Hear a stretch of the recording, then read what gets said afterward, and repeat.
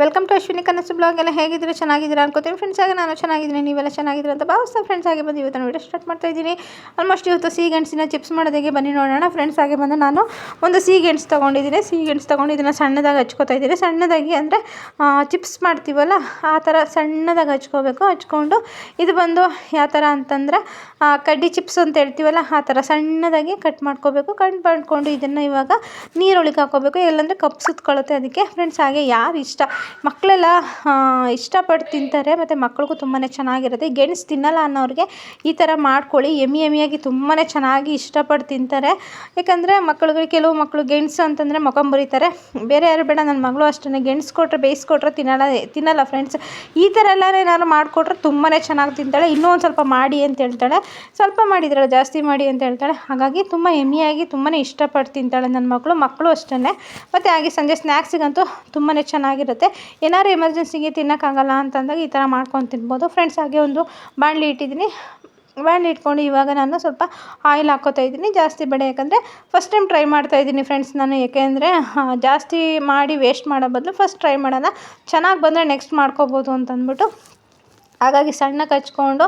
ನಮಗೆ ಗೆಣಸು ಅಂದರೆ ಫ್ರೆಂಡ್ಸ್ ಮರಗೆಣಸು ಸಿಹಿಗೆಣಸು ಅಂದರೆ ಸಿಕ್ಕಾಪಟ್ಟೆ ಇಷ್ಟಪಡ್ತೀವಿ. ನಾನಾಗಲಿ ನಮ್ಮಮ್ಮ ಆಗಲಿ.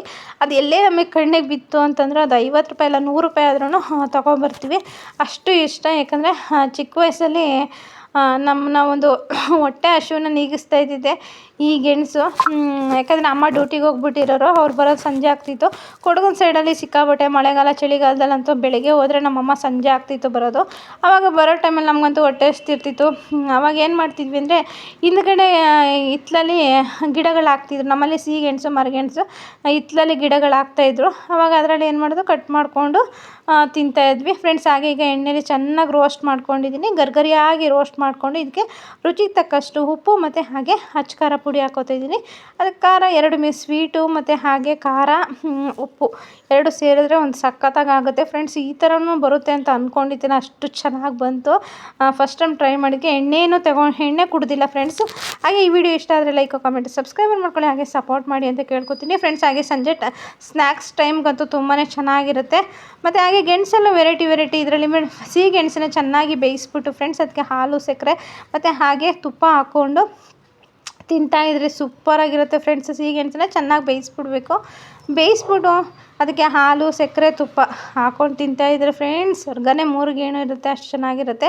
ಹಾಗೆ ಇದಕ್ಕೆ ಸ್ವಲ್ಪ ಸಾಸ್ ಹಾಕ್ಕೊಂಡು ಇವಾಗ ತಿಂತಾಯಿದ್ದೀನಿ ಸಂಜೆಗೆ. ಈಗ ಒಂದು ಲೋಟ ಕಾಫಿ ಜೊತೆಗೆ ಸೂಪರು ಫ್ರೆಂಡ್ಸ್. ಹಾಗೆ ನೀವು ಇಷ್ಟ ಆದರೆ ಈ ವಿಡಿಯೋ ನೀವು ಟ್ರೈ ಮಾಡಿ ಆಯಿತಾ. ಟ್ರೈ ಮಾಡಿ ಚೆನ್ನಾಗಿದ್ದರೆ ದಯವಿಟ್ಟು ಕಮೆಂಟ್ ಬಾಕ್ಸಲ್ಲಿ ಕಮೆಂಟ್ ಹಾಕಿ.